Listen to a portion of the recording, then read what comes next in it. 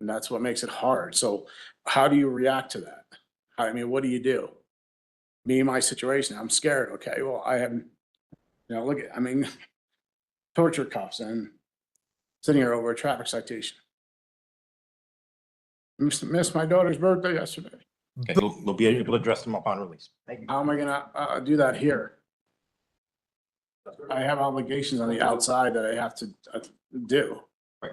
You'll be able to address those after your sentence is completed, Mr. Forenza. Please rise. I can't. Please be seated. This is People versus Pablo Forenza, 23T125. Mr. Forenza appears in custody. Mr. McCall is here for the people.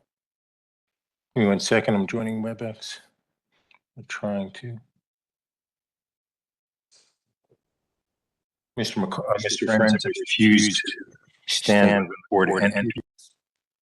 I can't stand. I'm shackled like a criminal over a traffic citation. No, you're not here on a traffic citation. You're here on contempt. Are we having a contempt hearing, Your Honor? Well, I'm going to give you that opportunity. I'm going to advise you if you'd like it.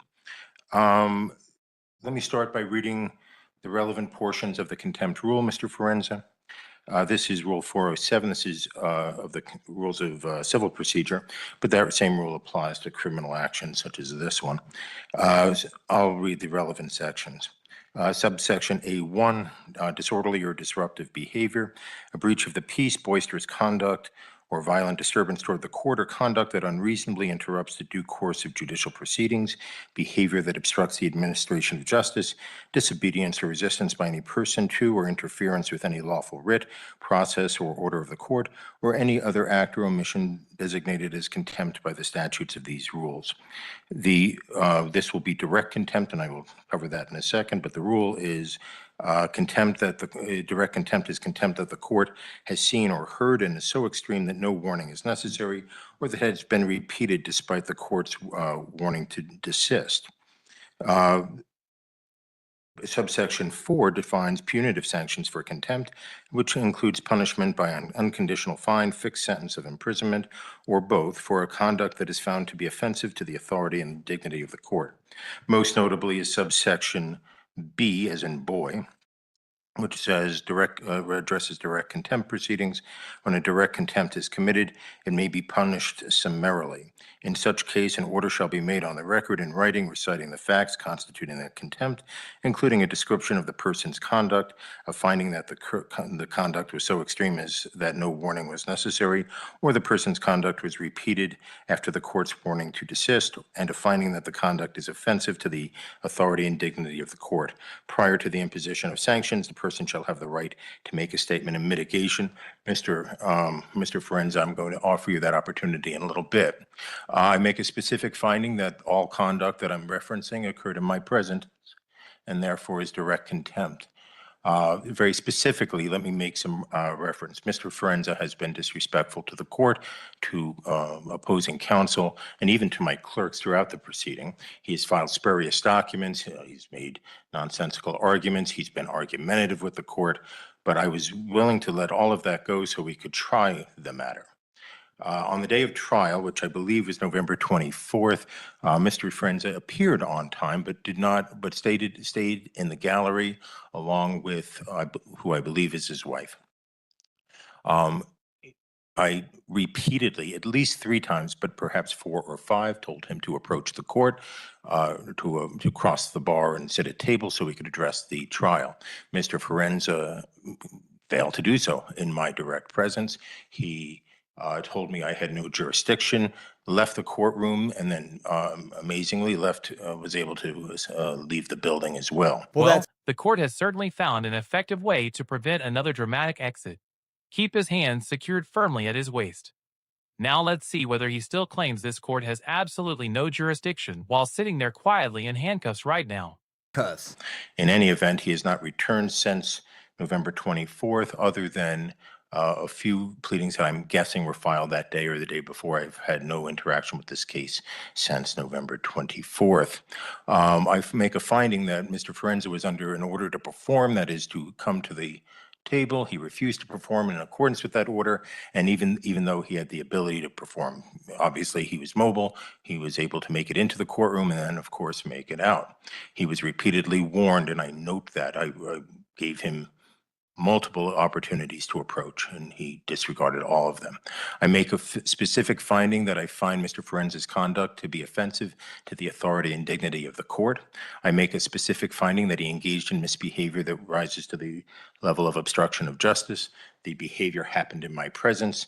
The conduct was intentional and willful, and these actions seriously affronted and disrupted the administration of justice. In that regard, I will note that I went and met with the 30 or so jurors who had appeared for the trial that Mr. Forenza simply blew off. I had to explain why that happened, and I had to waste all of their time. I also wasted the time of the witnesses. Mr. Forenza, I didn't waste anybody. Mr. Forenza also wasted the time not only of the jurors, but of the witnesses, counsel, the court, and everyone else. The court finds him in direct contempt.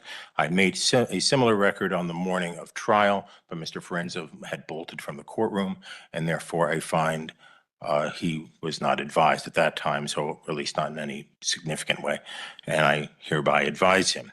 I am considering a jail term for the contempt unrelated to the underlying charges, Mr. Forenza. I'm going to offer you some opportunities of how you want to proceed. First, if you wish, you can make the statement of mitigation right now, if you wish to. If you do not wish to, if you wish to consult with counsel, I will give you time to hire your own counsel, but you will remain in custody during the interim. I would even be open to the appointment of counsel if you believe you are indigent. In fact, I would appoint counsel if you were indigent.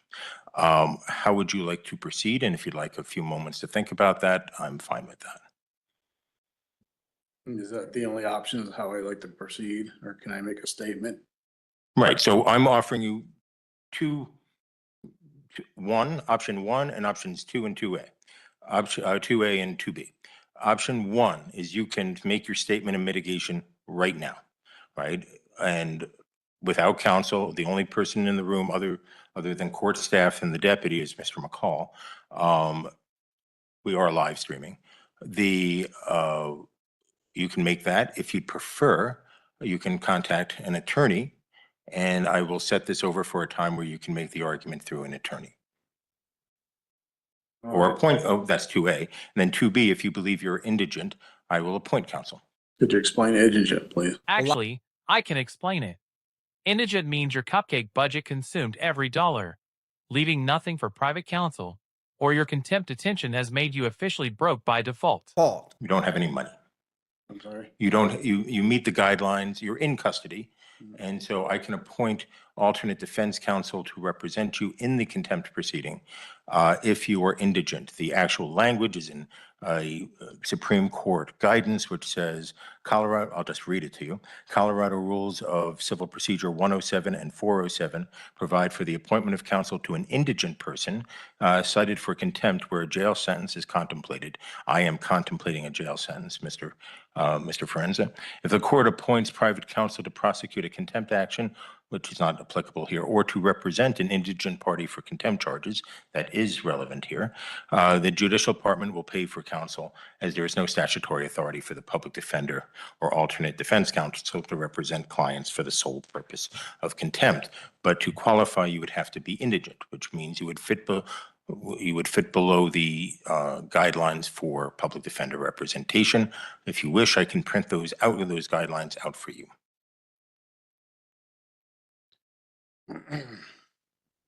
Don't want to be represented. I'm sorry, I couldn't hear. I don't want to be represented. Okay, and you understand that, and I will allow you to make the statement of mitigation right now, but you understand you do have a right to counsel. The only way to look at it is I never got a fair trial walking into this. He failed to prove jurisdiction, sworn affidavit. The courts failed, personal, subject, territorial. I moved it to federal. I even had documents which I sent. It was ignored. Everything gets ignored. I'm just, you know what? I guess I'll just let you beat me up, throw me in jail, get it over with, because you can't keep me the rest of my life. And then you know, I'll deal with the consequences and things later. I mean, that's where I'm at. Okay. It's not right over a traffic citation where all I did is I came here in good faith to resolve the matter. And it was just, I could get nothing. There's no nature and cause of there. There's no sworn affidavit for me to even move forward on. And this court can't move forward on. That's all I asked for. And it was like retaliatory. I just got beat up. That's all this is. It's a traffic citation. It's not a crime. Nobody was injured. If that's, you know, if that's what you call justice and fair, I'm not here to sit here and pick at anybody, go after, and that's not what it's about. When I posted bond for whatever it was, I came here and I didn't run. I came here to settle the matter. And that's all I wanted to do. And I just wanted a fair trial. That's it. But you get in my shoes, and how does it feel when you're just getting beat up and the judge you feel is being biased in the case? I mean, what do we do? Here's a helpful beginning. Don't walk away from court when your trial is scheduled. If you genuinely believe the judge treated you unfairly, raise that argument afterward through an appeal following conviction. What else, Mr. Forenza? Nothing else. Mr. McCall, I should have asked you this before I moved to, is there anything that people want to say on this?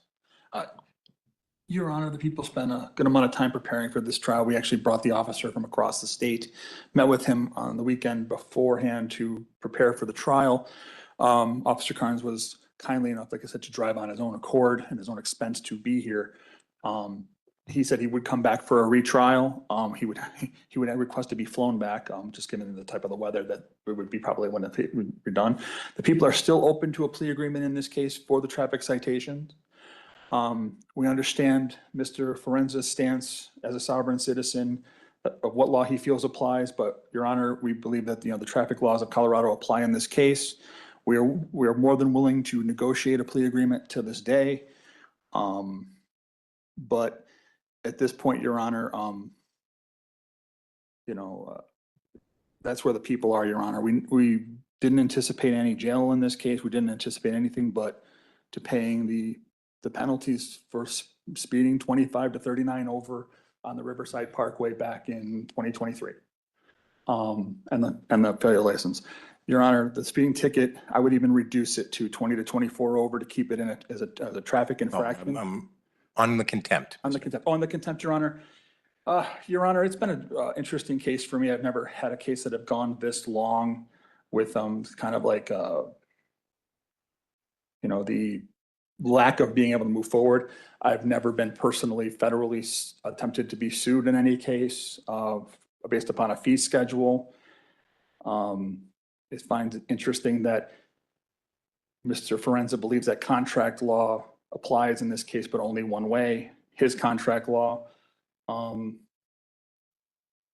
The issue here, Your Honor, on contempt, the people expended a lot of time on this case for a very minor case. I do not like putting someone in jail in this situation. I just don't know if Mr. Forenza will ever show up to a trial again in this case, for this case, or any case. He's done, what, a day or so in jail. I'm not, anything else you want to say? No, Your Honor, the people are, that's all the people are going to say. Mr. Forenza, I meant to ask Mr. McCall to make that statement before your statement. I forgot. If you'd like to make a statement to address anything he said, I'm happy to hear more. Yes, I mean, I just objecting. I did, like I said, I came in good faith to settle the matter. And I tried. So it's not like I'm gonna skip town to that. That's not what it was. Because if I did that, I would skip town. As I've repeatedly explained, you already abandoned one required appearance. So promises about attending another aren't the issue being examined here today itself. Now, I didn't do that. I came here to put the court on notice, let them know it's in federal jurisdiction. That's what I did. And I stood my ground for that. I have rights, and it's not about my contract. That's not what it is. And him for saying it's contract, and that makes it a commercial matter. So I'm here to settle the matter. Set off and discharge. And as a secured party creditor, I have a right to do that. An attorney, in fact, representing the estate. So I would like to do that. Let's settle the matter. let's just wash I'll this. give you an opportunity to resolve the matter, but we're talking about the contempt right now. I view the contempt as your direct and unequivocal disregard of the court's order. What would you like to say in mitigation of that? Your Honor, it's not, like I said before, it has nothing to do with that. I wanted to settle the matter, and I feel like I'm running in circles, nowhere to turn, but who do I have to turn to? I'm trying to get this resolved, coming into court and hoping in good faith that you do the right thing, and it just didn't seem like it was going that way. And I've never gotten any response to anything I've ever submitted. And that's what makes it hard. So how do you react to that? I mean, what do you do? Me, my situation, I'm scared. Okay, well, I have, look at, torture cuffs and sitting here over a traffic citation. Missed my daughter's birthday yesterday. Cry me a river. I have zero sympathy for a selfish father who values some online ideology more than his family, misses his daughter's birthday because playing courtroom games mattered more. Anything else, Mr. No. Prince? Okay. Court finds the underlying offense can be resolved. As Mr. McCall points out, these cases are frequently resolved on the first appearance for a fine and be done. I find that Mr. Friends, I don't know about negotiations. That's not my area not my area. But I find he has not litigated this in good faith. I find that he absolutely and unequivocally disregarded a repeated order of the court to come to the table on the morning of his trial. The remedy Mr. Forenza had would be to have the people try to prove their case beyond a reasonable doubt. He absolutely positively refused the court's order, despite repeated statements. It follows up a long history of disrespect from Mr. Forenza towards the court, and more specifically, the entire judicial system. I find there to be no good faith by Mr. Forenza. I am not addressing the underlying case. I do note that there's a new speedy trial date in that case. That new speedy trial date is July 8th, 2026. I thought about rescheduling the trial today, but I'm not going to do that. I'll do that at Mr. Forenza's next appearance. As to the contempt itself, and this is only as to the contempt, I note the difficulty. My plan was coming in to give 30 days jail, given Mr. Forenza's statement of indicating of the difficulty this has caused him. I'll reduce that a little bit, but not much. This case, I hereby sentence Mr. For direct contempt. I sentence Mr. Forenza to 25 days in jail. Furthermore, I set this matter for hearing on my next in custody docket I'll put him, though it's going to be a busy day, it doesn't make a lot of difference. Today's the 8th. Yeah, I want to set him in the next round.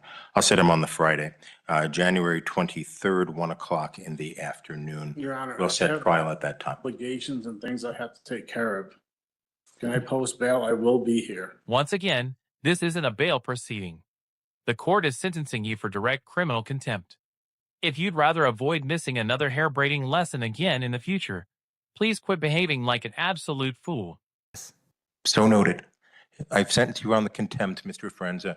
The next issue will be when I see you next time on the 23rd, right, is whether I should release you in custody on bond after the contempt sentence is over.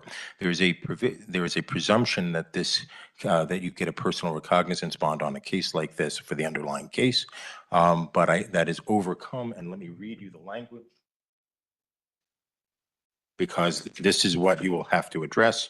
I would recommend that you consider counsel. I have recommended that before. You have disregarded me, and that is in so many other things. The specific provision that is of concern to me, again, there's a presumptive personal recognizance bond. the arrested person has no ties to the jurisdiction of the court, reasonably sufficient to assure his or her appearance, and there's a substantial likelihood that he or she will fail to appear for trial if released upon his own personal recognizance. I will address the bond issue if you wish. The people are on notice that I am open to bond, but Mr. Frenza will not be released until the 25 I days is feel like served. this is just retaliation more, and this is what I was afraid of at trial, Your Honor. It's contempt, Mr. What I was afraid of. But I wasn't in contempt. I showed in good faith. Okay. I didn't disrespect. I spoke the bare minimum just about jurisdiction. So everything you're saying it's that's, you know, your assumption that didn't happen. I didn't, Have a good day, Mr. Frenza. I have obligations. Okay, you'll be able to address them upon release. Thank you. How am I gonna do that here? I have obligations on the outside that I have to do. You'll be able to address those after your sentence is completed, Mr. Frenza. Thank you, Judge. Real consequences like these can discourage others from repeating this nonsense and burning through the court schedule, the jurors' valuable time, and most importantly, taxpayer money. All right, everyone, that brings today's video to a close. He's due back in court within the next few weeks, so we'll soon discover whether this experience finally taught him something or whether he'll keep following terrible internet advice about defeating a basic traffic charge. If you enjoyed the video, please press the like button. If you didn't, also feel free to hit dislike. Either way, share your honest opinion in the comments, subscribe to the channel, and turn on notifications so you never miss any future courtroom content.